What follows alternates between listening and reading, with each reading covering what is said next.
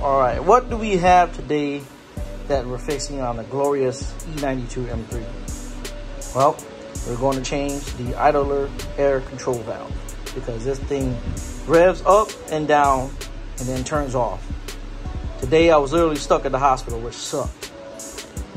All right, so what you're gonna want is a flathead wrench to get under there, which is the individual throttle bodies. Well, kind of can't see it because it's dark, but hold on. So here's some light. You're gonna want to get a flathead screwdriver right there. I don't know, it's focusing. Right there, see that? You want to get all four on each side. Remove the intake. I'm opting on using a 6mm socket with a extension. Here you can see it. Go under here and start loosening it. Right there. So I'm not gonna film that part. Just put your 6mm on there and start twisting it off. You got 4 on each side, left and right. I'm on the right side. All right, so I just pulled this back with a pair of diagonal cutters and I got it out. Do my fan noise. Here is a new one and here's the old one. It broke right there, so I'm having a little trouble getting it off from the main hose, but in due time. Right, so I used a drill and an extractor and I placed it in there to get the little nozzle piece that I broke off of the old fuel vent valve. Here's it with the light on, as you can see. I just drilled it in and then I put it on reverse and it came right out. Here you can see it on the drill. Right there.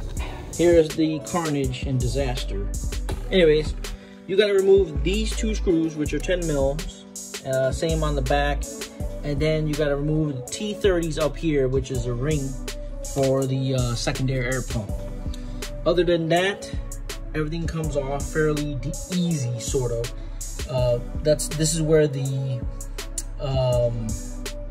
idler air control valve connects to on the side.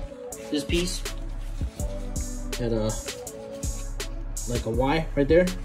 So this is the old one. It's all beat up looking, and all the hoses back there. So don't be like me and mess up your expansion tank line. So hopefully I can just pull off this line, go get the one that's good right here at a local auto parts store. I did order one from FCP, but yeah, so that's how you remove it. Install is fairly easy, it's reverse effect, but in order to remove your plenum, you gotta see these screws and then this groove right here. They are 6 mil and you go from an angle. Anyways, that's how you remove the idler air control valve. I didn't make a install video for this one. It's just I'm documenting this as to show that I did do it. All right, here's in comparison the old one, the new one. The new one is refurbished, so not necessarily new, but better than that one. Now in we go, the fun part. All right, so here you see it. It's about to drop in. Go ahead, hold that, please. Thank you. You just want to lift this up slightly out of the way. Slide it all the way in there. There's a little groove that goes down. All right, I'm gonna show you the other groove. See that groove? Once you place that in there, you'll be good. I'm gonna press it in there. Right there, just like that. Now it's seated. You can go ahead and put on that rubber hose that goes from here and here. And don't forget to connect the bottom hose that goes on the same rubber hose. It has different outlets to connect to there. This is the hose I'm talking about. You got one opening for the main, the other opening for the left and the right, and then the bottom one I was talking about. And yeah, my hose just came off. Put that over there. Okay. Make sure it goes back in the correct grooves. All right. Now the new one is in there. or refurbished, as I should say, I can start putting everything back in. Now, you want to do it with this off. If you don't, good luck. But as you saw it, I dropped it in there, and now I'm just putting all the holes back in. All right. I had to do a voiceover for this one due to music in the background, but here you see it. The rubber hose is now in place. This is going to take some persuasion, but if you take your time, it will go in there to the left, the right, forward, and then downwards where it connects. But use some grease if you need to get it in easier.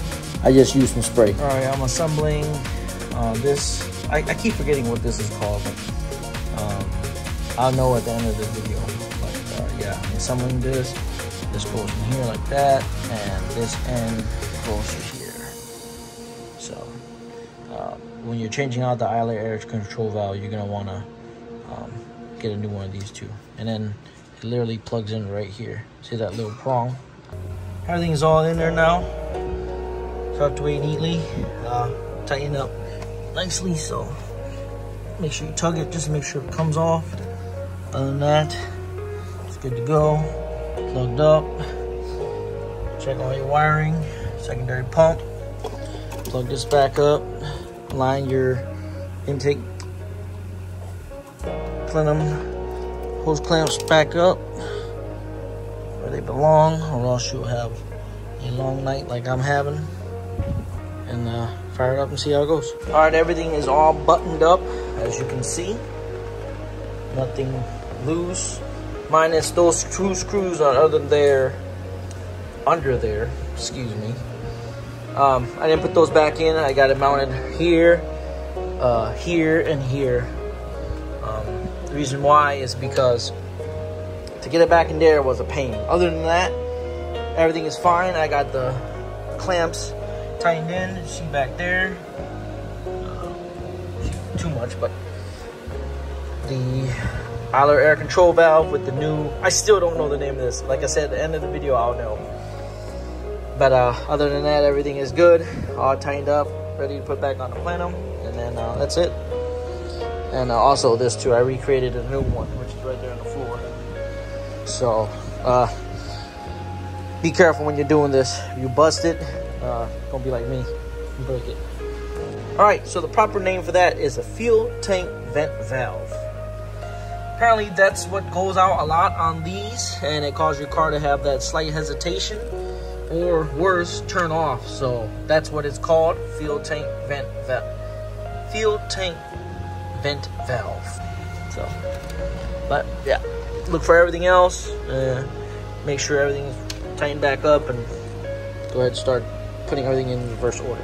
Do mind the crazy concoction here. I broke that, so I'm replacing that, but other than that, it's all back together. All tightened up, minus the coolant. I gotta refill that, and we'll be good to go after firing it up. All right, fire it up first try. Oh my God, I'm happy. All right, no crazy check engine lights or anything. Idle air control valve, good, and everything just works great. This is what I love.